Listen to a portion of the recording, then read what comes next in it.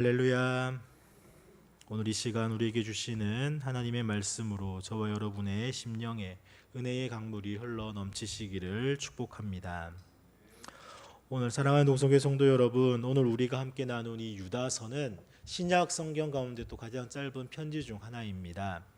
그러나 그 분량과는 비교할 수 없는 가장 절박하고 또 불붙은 그 심정의 외침이 담긴 말씀이기도 합니다. 이 편지를 쓴 사람은 유다, 즉 예수님의 육신의 형제 중 한 사람입니다. 그는 처음에는 예수님을 믿지 않았습니다. 어릴 때부터 함께 자란 형, 별다를 것 없어 보였던 예수님을 하나님의 아들로 받아들일 수 없었기 때문입니다. 그러나 주님의 부활을 목격하고 그는 완전히 무너졌고 동시에 완전히 새롭게 되었습니다. 이제 유다는 더 이상 형으로서 예수님을 부르지 않고 우리 주 예수 그리스도로 고백하며 복음을 위해 자신을 기꺼이 내어놓은 사도가 됩니다. 유다는 원래 이 편지를 복음의 기쁨과 구원의 은혜를 함께 나누기 위해서 쓰려고 했습니다. 하지만 그는 편지를 시작하기도 전에 심각한 소식을 듣습니다. 바로 교회 안에 거짓된 가르침과 부도덕한 삶이 은혜의 이름으로 포장되어서 퍼지고 있다는 것이었던 것입니다. 이들은 하나님의 은혜를 자신의 탐욕과 욕망을 정당화하는 도구로 삼았으며 복음의 본질을 흐리고 또 성도들을 미혹하여서 공동체를 병들게 하고 있었던 것입니다. 그래서 유다는 더 이상 침묵할 수가 없었습니다. 그는 애초의 계획을 멈추고 거룩한 분노와 사랑의 눈물로 급히 이 짧은 편지를 써내려 갑니다. 그리고 외칩니다. 3절에 사랑하는 자들아 너희가 받은 믿음을 위하여 힘써 싸우라. 이 외침은 단지 과거의 어느 시대에 주어진 말씀이 아닙니다. 오늘날 우리에게도 똑같이 울려 퍼져야 할 경고이며 호소인 것입니다. 왜냐하면 지금도 여전히 복음은 왜곡되고 있고 진리는 희미해지며 은혜는 값없게 여겨지고 있기 때문입니다. 겉으로는 예배를 드리고 말씀을 말하지만 삶으로는 아무런 변화도 없고 때때로 그 말씀을 이용하여 자기 의의를 세우거나 다른 이들을 정죄하거나 자신의 이익을 챙기려는 모습까지도 우리의 신앙 안에 스며들어 있기 때문입니다. 우리 사랑하는 독성교회 성도 여러분, 복음은 단지 지식이나 이론이 아닙니다. 예수 그리스도의 은혜는 우리의 삶 전체를 변화시키는 능력입니다. 그래서 유다는 말합니다. 믿음을 위해 싸우라. 그리고 그 은혜를 삶으로 증명하라. 오늘 이 짧고도 절박한 편지를 통해서 우리 모두가 다시 한 번 더 이 복음의 중심으로 돌아가고 또 믿음을 지키는 거룩한 싸움을 결단하게 되기를 간절히 소망합니다. 사랑하는 동성교회 성도 여러분, 이처럼 유다는 단순한 신학 논쟁이 아니라 생명을 걸고 믿음을 지키라라고 간절하게 외치고 있습니다. 그렇다면 우리는 질문을 해야 합니다. 왜 우리가 믿음을 위해 싸워야 하는가? 유다는 그 이유를 당시 교회 안에 침투한 이 거짓 교사들의 실체와 또 그들이 맞이하게 될 심판의 예로서 설명하고 있습니다. 이제 그 내용을 함께 살펴보겠습니다. 유다는 지금 단순히 신학적 오류나 교리 논쟁을 말하는 것이 아닙니다. 유다는 아주 구체적이고 실제적인 문제를 다루고 있습니다. 그것은 바로 삶과 신앙이 분리된 모습, 곧 은혜는 말하지만 삶으로는 정반대로 살아가는 사람들에 대한 이야기입니다. 그래서 유다는 말합니다. 유다서 우리 4절 말씀을 다시 한 번 더 같이 읽겠습니다. 4절입니다. 이는 가만히 들어온 사람 몇이 있음이라. 그들은 옛적부터 이 판결을 받기로 미리 기록된 자들이니 경건하지 아니하여 우리 하나님의 은혜를 도리어 방탕한 것으로 바꾸고 홀로 하나이신 주제 곧 우리 주 예수 그리스도를 부인하는 자니라. 아멘. 하나님은 사랑이시니까 괜찮아. 우리는 구원받았으니 이제는 어떻게 살아도 되지. 하나님은 어차피 용서하실 거야. 그들의 이 말들은 겉으로는 영적인 것 같지만 실상은 하나님의 거룩하신 성품을 모독하고 또 은혜를 값싸게 만드는 참담한 신앙 왜곡이었던 것입니다. 그래서 유다는 이들의 삶의 열매에 집중을 합니다. 왜냐하면 진짜 믿음은 삶으로 드러나기 때문입니다. 그래서 유다는 경고합니다. 그들의 삶은 타락했고 그들의 끝은 심판이다. 계속해서 유다는 구약의 세 가지 상징적인 심판 사건을 통해서 하나님의 은혜를 받았음에도 불순종하고 타락했던 자들이 어떻게 하나님의 공의 앞에 무너졌는지를 분명하게 보여줍니다. 먼저는 광야의 이스라엘 백성입니다. 하나님은 은혜로 이스라엘을 애굽에서 건져내었습니다. 홍해를 가르시고 만나와 메추라기로 먹이시고 반석에서 물을 내셨습니다. 그들은 기적을 보았고 은혜를 경험했습니다. 그러나 그들은 광야에서 끊임없이 불평하며 하나님을 시험했고 결국 약속의 땅에 들어가지 못하고 광야에서 죽고 말았습니다. 은혜를 받았지만 순종하지 않은 자들의 끝이었습니다. 두 번째로는 타락한 천사들입니다. 유다는 고대 유대 문헌인 에녹 1서의 내용을 인용하여서 창세기 6장의 사건을 언급합니다. 하나님의 천사들이 자기 자리를 떠나 인간 여인들과 결합하고 하나님의 질서를 무너뜨리는 그런 범죄를 저질렀습니다. 그들은 하늘의 존재였지만 교만과 욕망으로 인해 어둠 속에 갇히는 심판을 받았습니다. 하나님의 자리를 벗어나 자신을 높이려 했던 그러한 자들의 끝이었습니다. 그리고 마지막으로 세 번째로는 소돔과 고모라입니다. 도시 전체가 성적 타락과 폭력으로 가득했던 이 소돔과 고모라는 하나님의 경고를 무시하고 자기 욕망만 사로잡힌 채 끝내 하늘에서 내린 불로 멸망을 당합니다. 그들은 하나님의 명령을 조롱했고 또 하나님의 사람들을 공격했습니다.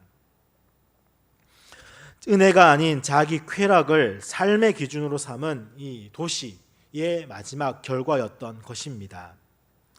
사랑하는 독성교회 성도 여러분, 이 세 사건은 모두 같은 메시지를 말하고 있습니다. 하나님의 은혜를 받았지만 그 은혜를 따르지 않은 자들은 반드시 심판을 받는다. 유다는 거기서 멈추지 않습니다. 그는 거짓 교사들의 내면적인 뿌리까지도 파헤칩니다. 그들의 모습은 결코 새로운 것이 아니라 성경 속에서 반복되던 이 고질적인 반역의 계보와 이어져 있다라고 말합니다. 먼저는 가인, 형제 살해의 뿌리, 자기 뜻을 앞세운 신앙이었으며 가인은 제사를 드리긴 했지만 하나님의 뜻보다는 자기 방식대로 살고 싶어 했습니다. 그리고는 자신의 분노를 절제하지 못해 의로운 아벨을 죽이고는 폭력의 도시를 세우는 뿌리가 되었습니다. 신앙이 있지만 자기중심적인 삶의 상징이 바로 이 가인입니다.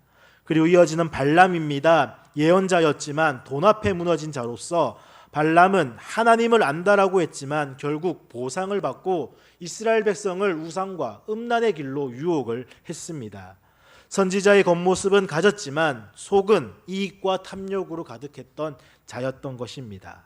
그리고 고라입니다. 권위에 대한 반역으로서 질서를 부정하던 자입니다. 고라는 레위 지파로서 하나님의 일을 맡은 자지만 모세와 아론의 영적 권위에 반발하면서 자신이 중심이 되고자 했습니다. 그는 공동체를 분열시키고 결국 하나님의 심판으로 땅에 삼켜졌습니다. 영적 공동체를 깨트리는 자아 중심의 신앙의 전형이 바로 이 고라입니다. 이렇듯 이들은 모두 하나님을 알았습니다. 하나님의 일을 또한 했습니다. 하나님의 백성으로도 불렸습니다. 하지만 그들은 하나같이 은혜를 자기 욕심대로 해석했고 하나님의 이름을 사용해서 자신의 욕망을 정당화했습니다. 그리고는 그 끝은 모두 멸망이었습니다. 그렇다면 오늘 우리는 어떻습니까? 예배는 드리지만 예배가 끝나면 다시 세상의 방식으로 살아가고 있지는 않습니까? 말씀을 말하지만 그 말씀대로 살아내지 못하고 심지어 그 말씀을 가지고 다른 사람을 정죄하며 자신은 더 높아지려고 하는 교만이 우리 안에는 있지 않습니까? 복음을 외치지만 그 복음이 나의 삶을 변화시키지 못하고 단지 입술에만 머물러 있지는 않습니까? 그래서 유다는 오늘 우리에게 묻고 있습니다. 너는 지금 무엇을 믿고 어떻게 살고 있는가? 너는 은혜를 말하면서 그 은혜 안에 거하고 있는가? 사랑하는 동성교회 성도 여러분, 우리는 이제 분명하게 알게 되었습니다. 하나님의 은혜를 왜곡하는 자들, 말씀은 말하지만 삶으로 증명하지 않은 자들은 하나님의 심판을 피할 수 없다는 것입니다. 그렇다면 이제 우리는 더욱더 중요한 질문을 던져야 합니다. 그럼 우리는 어떻게 믿음을 지키며 살아가야 할 것인가? 유다는 이 절박한 질문에 대해서 믿음을 지키는 삶의 실제적인 방향을 우리에게 제시해 줍니다. 이제 유다가 우리에게 건네는 거룩한 삶의 방향을 함께 살펴보겠습니다. 유다는 단지 경고만으로 이 편지를 끝내지 않습니다. 그는 참된 복음 전도자였습니다. 그래서 유다는 무엇이 문제인가를 말하는 데서 멈추지 않고 그러면 우리는 어떻게 살아가야 하는가를 분명하게 가르쳐 줍니다. 믿음을 위한 싸움은 무력의 싸움이 아닙니다. 말을 더 잘하거나 누군가를 이론적으로 이기는 것이 아닙니다. 믿음을 지킨다는 것, 그것은 곧 삶으로 복음을 드러내는 것이며 하루하루를 거룩함과 사랑으로 살아가는 것입니다. 그래서 유다는 4가지 핵심적인 영적 훈련을 통해서 어떻게 우리가 믿음을 지킬 수 있는지를 말씀합니다. 20절에 너희의 지극히 거룩한 믿음 위에 자신을 세우라고 말합니다. 무엇보다도 먼저 우리의 삶은 거룩한 믿음이다라고 하는 기초 위에 세워져야만 합니다. 여기서 말하는 지극히 거룩한 믿음은 단지 감정적인 신앙이나 자기 해석이 아닙니다. 예수 그리스도의 십자가와 부활, 곧 복음 그 자체를 의미합니다. 신앙의 토대가 무너지면 그 위에 세운 모든 것도 무너집니다. 말씀을 삶의 중심에 두지 않고 세상의 가치관에 그 위에 우리의 삶을 세우게 된다면 언젠간 신앙은 흔들리게 됩니다. 그래서 유다는 말합니다. 내 삶을 다시 복음 위에 세워라. 내 생각과 선택, 감정과 인간관계, 그 모든 것을 예수 그리스도 은혜 위에 다시 세워라. 그리고 이 싸움은 겉으로 드러나는 행동보다는 속사람의 기반을 어디에 두느냐에 대한 문제입니다. 그래서 성령으로 기도하라고 합니다. 믿음을 지키는 2번째 방법은 기도입니다. 그런데 유다는 단순히 기도하라라고 말하지 않고 성령으로 기도하라라고 말합니다. 성령으로 기도한다는 것은 성령의 인도하심 안에서 하나님의 뜻을 구하며 내 뜻이 아니라 주님의 마음에 연결되는 그런 영적 호흡을 의미합니다. 기도는 단지 말을 쏟아내는 것이 아니라 성령님 안에서 하나님과 깊이 교제하는 것입니다. 이 시대는 기도의 모양은 있습니다. 그러나 능력은 잃어버린 시대입니다. 기도 제목은 많지만 정작 하나님 앞에 정직하게 나아가는 그 기도는 적습니다. 그래서 유다는 말합니다. 성령 안에서 기도하라. 입술로만이 아니라 마음과 뜻과 삶이 성령께 붙들린 그 기도를 드려라. 기도 없는 신앙은 공허한 껍데기에 불과합니다. 그래서 3번째로는 하나님의 사랑 안에서 자신을 또한 지키라라고 말합니다. 믿음을 지키는 3번째 길은 하나님의 사랑 안에 거하는 삶입니다. 여기서 말하는 사랑은 감정적인 위로가 아닙니다. 관계 안에서 주님과 동행하며 순종하는 그런 사랑입니다. 예수님은 말씀하셨습니다. 요한복음 14장 15절에 너희가 나를 사랑하면 내 계명을 지키리라. 우리는 때때로 하나님의 사랑을 내가 편하고 위로받는 것로만 오해할 때가 있습니다. 그러나 진짜 사랑은 하나님의 말씀 안에 머무는 것이며 하나님의 뜻을 따르는 그러한 삶입니다. 그래서 유다는 말합니다. 하나님의 사랑 안에 자신을 지켜라. 세상이 아무리 흔들려도 말씀이 기준이 되고 하나님의 성품이 내 삶의 나침반이 되어야만 합니다. 그리고 이 싸움은 세상과의 싸움이 아니기 때문입니다. 내 안에 있는 내 옛 자아와의 싸움입니다. 날마다 하나님의 사랑을 선택하는 것, 그것이 바로 믿음을 지키는 싸움입니다. 그래서 마지막 4번째로는 영생에 이르도록 우리 주 예수 그리스도의 긍휼을 기다리라고 합니다. 마지막 4번째는 바로 종말을 바라보는 믿음의 시선입니다. 유다는 말합니다. 예수 그리스도의 긍휼을 기다려라. 곧 다시 오실 주님을 소망하며 살라라는 뜻입니다. 지금 당장은 악인이 득세하고 또 거짓이 진리처럼 보일 수도 있습니다. 마지막 날은 모든 것을 심판하시고 의로운 자를 세우실 분은 오직 예수 그리스도 한 분이십니다. 그래서 예수님이 오시는 그날을 우리는 깨어 있는 사람으로서 기다려야만 합니다.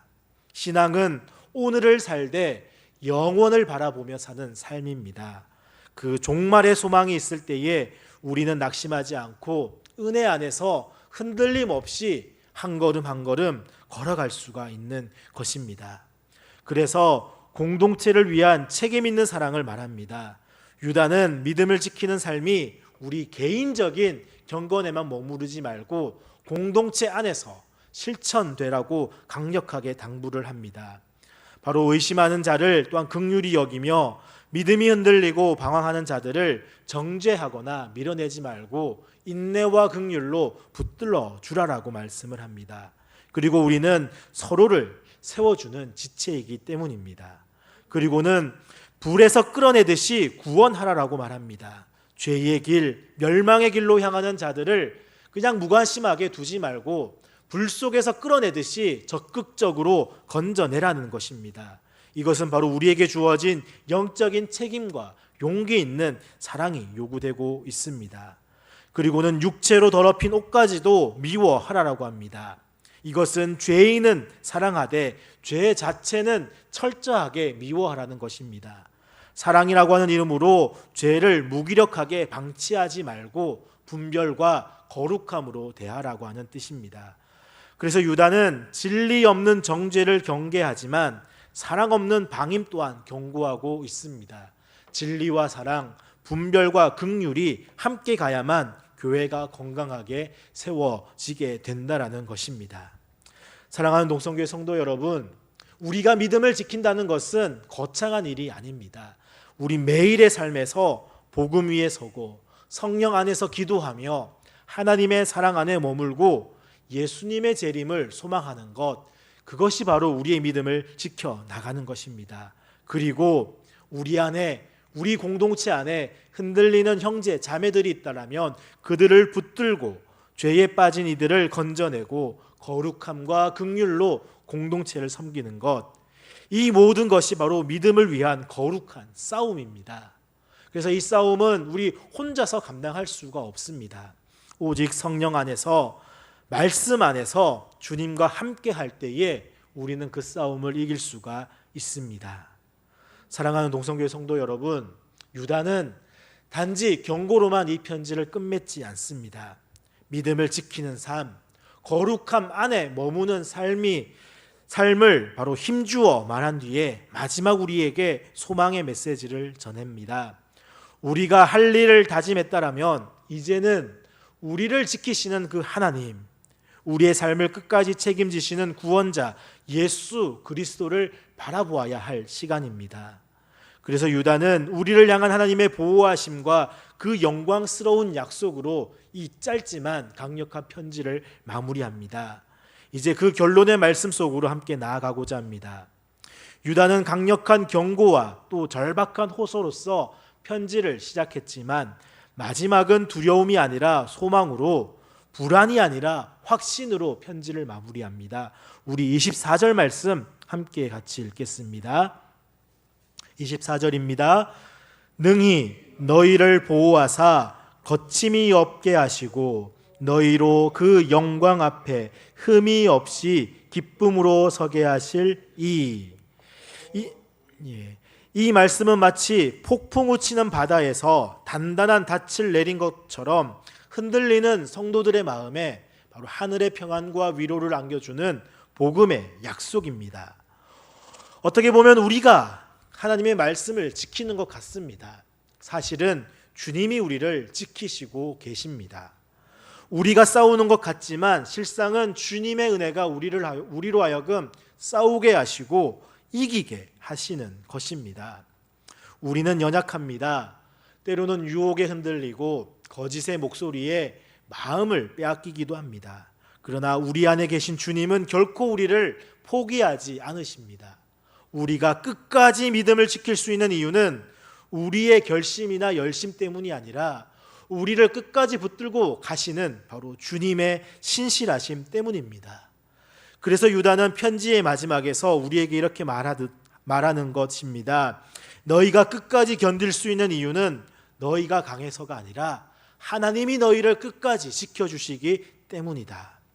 오늘 우리가 흠없이 기쁨으로 그분 앞에 서게 될 날은 내가 의롭기 때문이 아니라 예수 그리스도의 보혈이 우리를 깨끗하게 하시고 또한 성령님께서 우리 안에서 거룩함을 이루어 가시기 때문입니다. 사랑하는 동성교회 성도 여러분, 오늘 이 시대는 복음을 많이 아는 사람보다는 복음을 삶으로 살아내는 사람이 필요합니다. 교회를 오래 다닌 사람보다 은혜를 거룩함으로 살아내는 성도를 통해서 세상은 예수 그리스도의 향기를 맡게 됩니다.